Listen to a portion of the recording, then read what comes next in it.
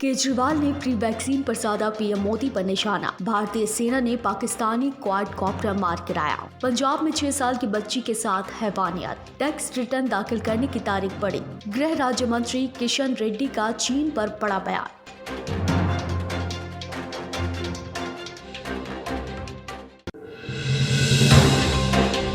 बिहार विधानसभा चुनाव के दौरान चुनावी रैली में बीजेपी ने बिहार की जनता को अपने घोषणा पत्र में फ्री कोरोना वैक्सीन देने का वादा किया है, जिसके बाद दिल्ली के सीएम अरविंद केजरीवाल ने पीएम मोदी पर निशाना साधते हुए कहा कि पूरे देश को फ्री वैक्सीन मिलना चाहिए। इस पर पूरे देश का अधिकार है। पूरे देश की जनता बीजेपी को वोट करती है तो फिर फ्री वैक्सीन पर तो पूरे देश की जनता का अधिकार है। पाक के खिलाफ भारत की चौकसी ने पाक के एक और काले मंसूबों पर पानी फेर दिया। सेना ने LOC के नजदीक कुपवाड़ा जिले में केरन सेक्टर में एक पाकिस्तानी क्वाडकॉप्टर को मार गिराया। ये quadcopter DJI Mavic 2 Pro model था, जिसको एक चीन कंपनी ने बनाया था। आपको बता दें कि पाक की तरफ से लगातार आतंकी घुसपैठ करने की कोशिश कर रहे हैं, लेकिन भारतीय सेना की चौकसी पाक की सारी चालों को फेल कर देती है। महाराष्ट्र के पूर्व मुख्यमंत्री और बीजेपी नेता देवेंद्र फडणवीस भी कोरोना संक्रमित पाए गए। देवेंद्र ने ट्वीट कर खुद संक्रमित होने की इस बात की जानकारी दी कि मैं लॉकडाउन के बाद से हर एक दिन काम कर रहा हूं, लेकिन अब ऐसा लगता है कि ईश्वर चाहते हैं कि मैं कुछ समय के लिए रुक जाऊं और छुट्टी ले लूं। मेरा कोरोना टेस्ट पॉजिटिव आया है। मैं आइसोलेशन में हूं। डॉक्टरों की सलाह पर दवाई ले रहा हूं। उन्होंने अपने संपर्क में आने वाले लोगों से जरूरत पड़ने पर टेस्ट करवाने की अपील की। पंजाब के होशियारपुर में 6 साल की बच्ची के साथ बलात्कार करने और फिर उसे जलाने की कोशिश की घटना को 3 दिन हो गए, लेकिन अभी तक इस पर किसी राजनेता की कोई प्रतिक्रिया सामने नहीं आई है, जिसके बाद वित्त मंत्री निर्मला सीतारमण ने कांग्रेस नेता राहुल गांधी से सवाल पूछते हुए कहा कि जब हाथरस में ऐसा कांड हुआ तो राहुल गांधी वहां राजनीति करने पहुंच गए, लेकिन जब उनकी सरकार वाले राज्य में ऐसी घटना होती है तो चुप्पी क्यों साधे रखते हैं। प्रकाश जावड़ेकर ने कहा कि अब राहुल गांधी होशियारपुर क्यों नहीं जाते।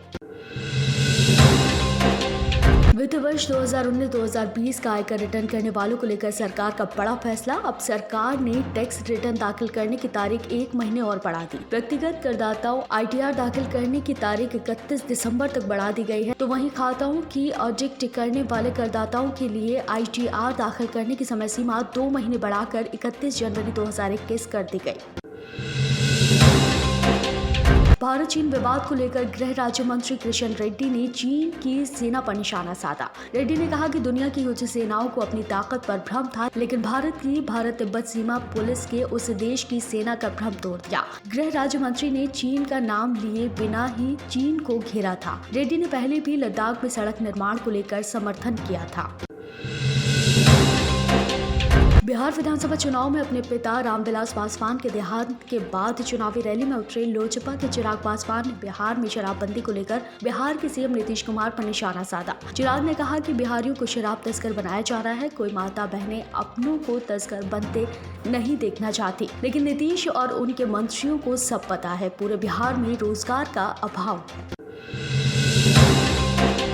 सरकार ने बाहरी चीजों की खपत को कम करने के लिए एक बड़ा फैसला लिया है। अब से सेना के लिए देश भर में मौजूद 4000 कैंटीन में विदेशी आयातित सामान की बिक्री बंद की जाएगी। हालांकि अब तक ऑर्डर से किन किन चीजों पर रोक लगाई गई है ये साफ नहीं हो सका है। आपको बता दें कि कैंटीन में टोटल सेल का लगभग 6 से 7% आयात होता है, जिसमें चीन का सामान भी शामिल है।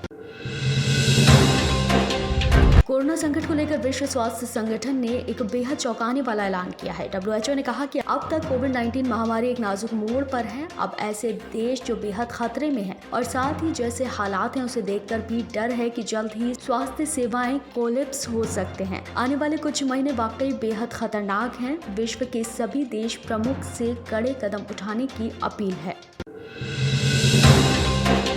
चीन की बढ़ती आक्रामकता से निपटने के लिए भारत और अमेरिका के बीच ट्रंप सरकार की आखिरी सबसे 2 दिवसीय राजनीतिक वार्ता होगी। इस वार्ता में टॉप 4 कैबिनेट मंत्री भाग लेंगे। हालांकि इस वार्ता में आने वाले 4 सालों में भारत और अमेरिका के रिश्तों को और मजबूत करने की नींव रखी जाएगी। हालांकि इस बातचीत पर अमेरिका में 3 नवंबर को होने वाले राष्ट्रपति चुनाव का रिजल्ट कोई असर नहीं डालेगा। आप देख रहे हैं नेट्रिक न्यूज, साहस सच कहने का।